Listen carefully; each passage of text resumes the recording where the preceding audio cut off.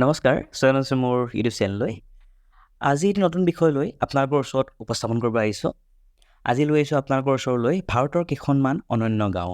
ভাৰতবৰ্ষৰ ভিতৰত এনে কিছুমান গাঁও যি ভাৰতৰ ভিতৰতে অপূৰ্ব আৰু বিশেষ বৈশিষ্ট্যপূৰ্ণৰে পৰিপূৰ্ণ। শনি ছিগনপুৰ মহাৰাষ্ট্ৰ চিডিৰ ওচৰত এইখন গাঁও। গাঁওখনৰ কাৰো ঘৰতে দুৱাৰ নাই, গাঁওখনত চৌ নাই আৰু পুলিচো নাই। চেইটফল মহাৰাষ্ট্ৰৰ এই গাঁৱৰ সকলোৰে ঘৰে ঘৰে সাপ আছে, সাপ ঘৰৰ সদস্যৰ দৰে থাকে।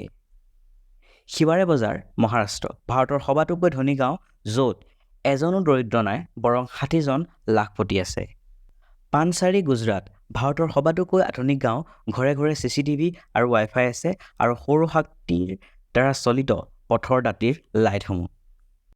জাম্বুৰ গুজৰাট গাঁওবাসী যদিও ভাৰতীয় কিন্তু দেখিবলৈ আফ্ৰিকানৰ দৰে, সেইবাবে কোৱা হয় আফ্ৰিকান ভিলেজ, আৰু এই গাঁওখনক কোৱা হয় ভাৰতবৰ্ষৰ village of African. Kuldhara Rajasthan এখন জয়াল গাঁও।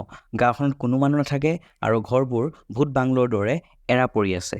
কডিনহি কেৰেলাৰ এখন কডিনহি গাঁও যমজৰ গাঁও হিচাপে জনাজাত। প্ৰায় 400মান যমজ যজা সন্তান আৰু যমজ মানুহ এই গাঁৱত দেখা পোৱা যায়। মাতপুৰ কৰ্ণাটকৰ এখন গাঁও। এই গাঁৱৰ সম্পূৰ্ণ 100% গাঁওবাসীয়ে ঘৰে বাহিৰে কেৱল সংস্কৃততহে কথা পাতে। এইখনেই ভাৰতৰ এখন সংস্কৃত ভাষাৰ গাঁও। বাৰৱান কালা বিহাৰৰ এই গাঁওখন ভাৰতৰ এখন অবিবাহিতৰ গাঁও। আজি 50 বছৰে এই গাঁওখনত এখনো বিয়া হোৱা নাই। মাওলিংলং মেঘালয় এছিয়াৰ ভিতৰতে আটাইতকৈ পৰিষ্কাৰ এইখন গাঁও আমাৰ ওচৰ চুবুৰীয়া ৰাজ্য মেঘালয়ত অৱস্থিত। ৰংদৈ অসমৰে এখন গাঁও। এই গাঁৱৰ গাঁওবাসীয়ে বিশ্বাস কৰে যে ভেকুলীৰ বিয়া পাতিলেহে বৰষুণ দিয়ে। ই গাঁৱৰ এক জনবিশ্বাস। কাৰ্লাই গাঁও ৰায়গড় মহাৰাষ্ট্ৰ ভাৰতৰ একমাত্ৰ গাঁও, য'ত সকলোৱে পৰ্তুগীজ ভাষাহে কয়।